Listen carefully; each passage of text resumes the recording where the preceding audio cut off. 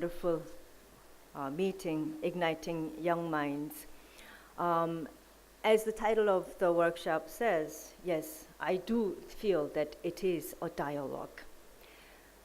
I think it is a dialogue that we are starting today in earnest among citizens. It's not a dialogue among only the learned, the academicians, or development partners.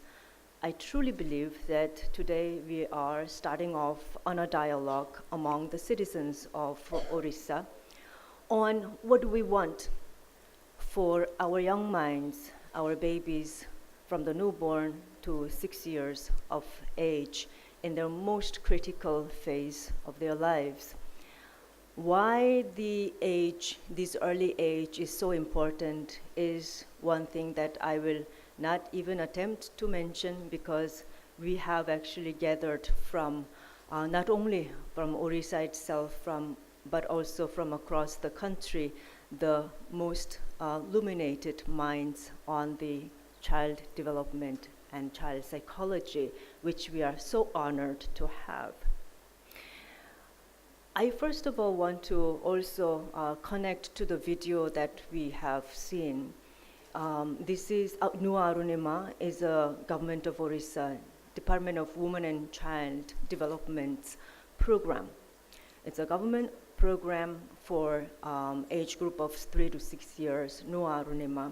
And I think that I am proud, and I think that everybody should be proud of the fact that the state now has well-prepared, standardized, age-appropriate program of school readiness for children in Nua Arunima, which is implemented in all 30 districts of the state.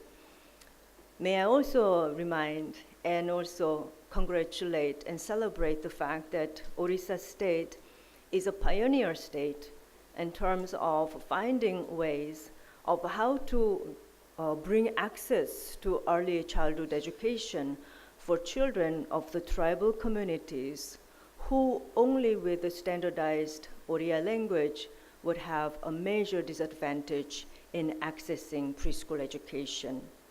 And the mother tongue-based early childhood education program pioneered in Odisha by the government of Odisha with the technical involvement of UNICEF and other partners is something that you may be proud to know that other states with the tribal communities do visit very often to seek out the model for replication in their states as well.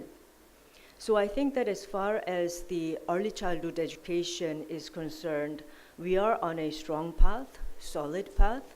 We have a lot of work to do also, and we will continue to work on the quality, strengthening, monitoring, reporting, and developing and evolving the program with the government to make sure that the children of today as well as tomorrow get the best start in life.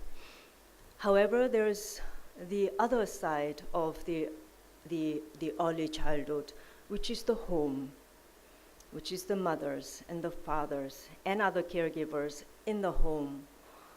In a sense, the critical foundation that we speak about the early childhood, majority of these 0 to 6 years, a child actually starts and ends and spends most of the time in the home. The parents actually bear a huge accountability in terms of the igniting the minds, but also the nourishing the bodies, appropriate feeding, which is so critical, ensuring that proper health care at the right time is made to prevent preventable diseases and illnesses and disability, as well as stimulating their minds and caring. However, how hard it is, I think we all know, at least in the Anganwadi centers, we have a government program, we have a standard, we have accountabilities, we do have the government who go there, or the if it is private institutions, somebody goes there, reviews it, monitors it, checks and balances, all of that is there. But what happens in the home? And also, the homes are also ridden with so much of its own personal burdens, the poverty, concerns about livelihood.